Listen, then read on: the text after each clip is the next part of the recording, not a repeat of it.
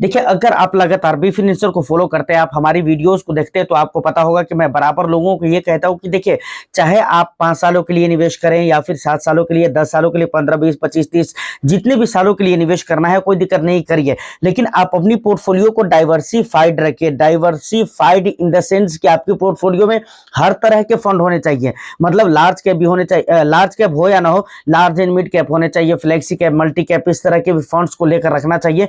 Reason ये है कि भाई मार्केट के बुरे समय में आपको काम आएगा, लेकिन पैसे जो बनने की हकीकत है ना, वो बहुत बड़ी सच्चाई ये है कि लॉन्ग ड्यूरेशन में पैसे जो बनते हैं ना, वो स्मॉल कैप और मिड कैप, माइक्रो कैप के अंदर ही बनते हैं।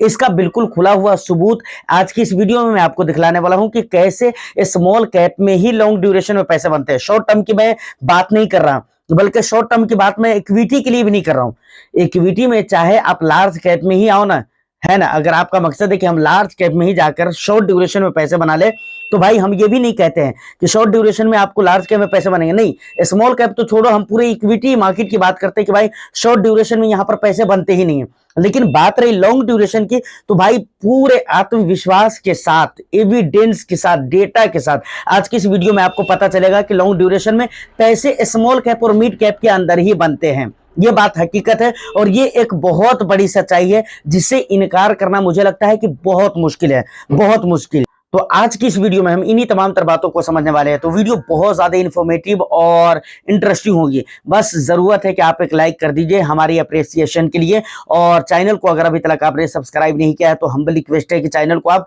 जरूर ज्यादा से ज्यादा सब्सक्राइब कर लें, ताकि इस तरह की इंटरेस्टिंग कंटेंट मैं आप तक पहुंचाता रहूं। सर देखिए, बगैर मतलब की कोई भी बात नहीं करेंगे, डायरेक्ट चलते हैं हम अपने मेन स्क्रीन के ऊपर। वहां पर पहले कुछ डेटा मैं आपको दिखलाता हूं, जहां से आपको बहुत सारी बातों की क्लैरिटी मिल जाएगी। उसके बाद फिर हम आगे की बातें करेंगे, ठीक है। फाइनली हम अपने मेन स्क्रीन के ऊपर आ चुके हैं। यहाँ पर सबसे पहले मैं आपको वो चीज दिखलाना चाहता हूँ जिससे आपको सही मानों में इस बात का अंदाजा हो जाए कि बिल्कुल जो मैं कहना चाह रहा हूँ और जो मैं आपको बता रहा हूँ बिल्कुल करेक्ट है अपनी जगह। देखिए, सबसे पहले हम देखते हैं निफ्टी का रिटर्न्स। देखेंगे देखेंगे आप गौर करते चलिएगा कि भाई हर हाल में लॉन्ग ड्यूरेशन में जो रिटर्न्स बने हैं वो स्मॉल कैप में ही ज्यादा बनते हैं, ठीक है। निफ्टी 50 यहाँ पर मैं क्लिक कर लेता हूँ। उसके बाद आप देखेंगे भाई यहाँ पर रिटर्न का डेटा आपको देखने को मिल जाता है। देखिए, जरा यहाँ पर याद करने की जरूरत है। यहाँ पर मैं पिछले 1 ईयर का डेटा सेलेक्ट कर लेता हूँ, ठीक है। पिछले 1 ईयर में देखेंगे तो 3% माइनस में जा रहा है निफ्टी। कितने परसेंट? 3%। इसको जरा थोड़ा बहुत आपको याद रहना चाहिए ताकि बातें क्लियरली समझ में आए। उसके बाद अगर पिछले 2 ईयर्स में देखेंगे तो 27% यानी 30% से नीचे का रिटर्न है। पिछले 3 साल में देखेंगे तो 45% का रिटर्न है। 3 साल में 45% का रिटर्न। उसके बाद अगर पिछले 5 साल में देखेंगे तो 126% का रिटर्न यहाँ पर देखने को मिल जाता है, ठीक है। उसके बाद जरा इसको हम कैंसिल मारते हैं। उसके बाद जरा हम सेंसेक्स को देख लेते हैं। देखिए, निफ्टी देख लिए तो सेंसेक्स हो ही गया, लेकिन फिर भी हम आपको दिखला देते हैं भाई, कोई दिक्कत वाली बात नहीं है, देखने में क्या जाता है, ठीक है। उसके बाद आप यहाँ पर आएंगे, रिटर्न्स का डेटा यहाँ पर आपको देखने को मिल जाते हैं। यहाँ पर 1 ईयर पर क्लिक करेंगे, 3% माइनस वो भी था, 3% माइनस ये भी है, पॉइंट में कुछ चेंजेस है, ठीक है। उसके बाद पिछले 2 ईयर्स में देखेंगे तो 24% का रिटर्न्स, और वहां पर भी 27 या ऐसा कुछ परसेंट, यानी 30% से नीचे का रिटर्न्स था पिछले 2 ईयर्स में। उसके बाद 3 ईयर्स में देखेंगे तो 41-45 वहां पर भी था, यहाँ पर भी 40 है, और 45 के बीच में रिटर्न्स आपको देखने को मिल जाते हैं। उसके बाद पिछले 5 ईयर्स में देखेंगे तो वहां पर 126 था, यहाँ पर 117, यानी निफ्टी के अंदर, समझ रहे हैं, 126 था और यहाँ पर 117 है, ठीक है।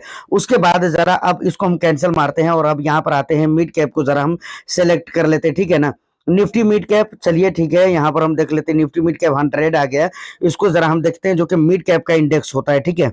यहाँ पर आएंगे, उसके बाद रिटर्न्स का डेटा यहाँ पर देखने को मिल जाता है। पिछले 1 ईयर में देखेंगे तो सॉरी पिछले 1 ईयर का डेटा 3.5% का माइनस यहाँ पर भी जा रहा है भाई। उसके बाद पिछले 2 ईयर्स में देखेंगे 45% का रिटर्न है पिछले 2 ईयर्स में, जबकि वहां 30% से नीचे का रिटर्न था, मतलब सेंसेक्स और निफ्टी का। और यहाँ 3 ईयर्स में देखेंगे तो 88% का रिटर्न है। कितने परसेंट का? 88% का रिटर्न है, मिड कैप 100 का मैं बोल रहा हूँ, ठीक है। और वहां पर कितने परसेंट? 45% और 40% के बीच में था, ठीक है, 3 सालों का रिटर्न। अब अगर 5 सालों का रिटर्न हम देखेंगे तो यहाँ पर वहां पर 126 था और 117 था, सेंसेक्स का 117 और उसके बाद निफ्टी का 126। जबकि आप यहां पर देखेंगे तो आपको नजर आ रहा है कि भाई यहाँ पर जो 5 सालों का रिटर्न है 255% का रिटर्न है, 255.89% का रिटर्न देखने को मिल जाता है।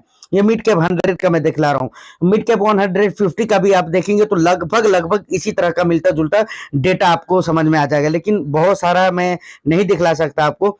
चलिए स्मॉल कैप को हम देख लेते हैं। स्मॉल कैप 250 यहाँ पर इंडेक्स आ गया, और बीएसई स्मॉल कैप या निफ्टी स्मॉल कैप को देखेंगे तो सेम इसी तरह का डेटा आपको लगभग लगभग मिलता जुलता डेटा आपको नजर आएगा। ठीक है, यहाँ पर आप देखेंगे, जरा मैं सिलेक्ट करता हूं, पिछले 1 ईयर में देखिए 6% का माइनस जा रहा है भाई। यहाँ पर निफ्टी में और सेंसेक्स में 3%, लगभग लगभग 3.5% का माइनस जा रहा था, लेकिन यहां पर जो माइनस जा रहा है भाई 6%, लगभग लगभग 7% का माइनस जा रहा है। ठीक है ना, इसके ऊपर भी हम बात करेंगे ऐसा क्यों हो रहा है। ठीक है, टेंशन मत लीजिए, इसको लेकर घबराना नहीं है।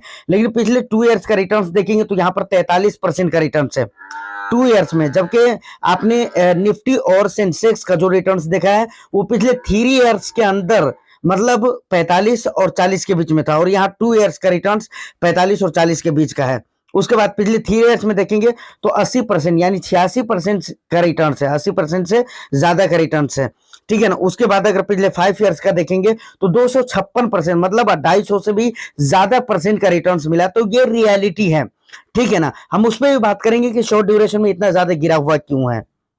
तो फाइनली यहां तक आपको ये चीज तो समझ में आ गया कि हर टाइम ड्यूरेशन में तो नहीं, लेकिन अगर लॉन्ग टर्म में जब भी आप देखेंगे तो चाहे वो निफ्टी हो, सेंसेक्स हो या बैंक निफ्टी हो, इस तरह के जो भी लार्ज कैप के इंडाइसेस हैं, वहां से ज्यादा रिटर्न्स आपको कहां पर मिलते हैं, मिड कैप, स्मॉल कैप। देखिए अब यहां पर मैंने माइक्रो कैप नहीं दिखलाया है, लेकिन अब सोचिए स्मॉल कैप का रिटर्न्स मैंने आपको दिखलाया है, तो माइक्रो कैप भी लगभग लगभग इसी से मिलते जुलते होंगे। या अगर आप देखना चाहे तो निफ्टी माइक्रो कैप जो इंडेक्स है उसको देख सकते हैं, क्योंकि मैं इंडेक्स लेवल पे ही जो डेटा दिखलाया हूं आपको दिखलाया हूं।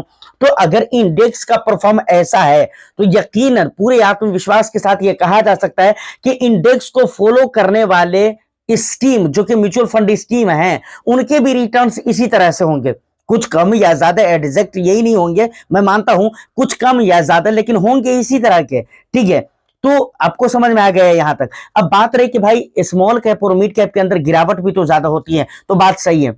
देखिए इसका सबसे बड़ा रीजन यह है कि भाई इस तरह की जो कंपनीज होती है, स्मॉल कैप जो कंपनीज होती है या माइक्रो कैप या मिड कैप जो कंपनीज होती है, वो काफी ज्यादा वोलेटाइल कंपनीज होती है। यहां पर गिरावट होती है तो गिरावट भी ज्यादा होती है, लेकिन लॉन्ग टर्म में पैसे ज्यादा बनते हैं।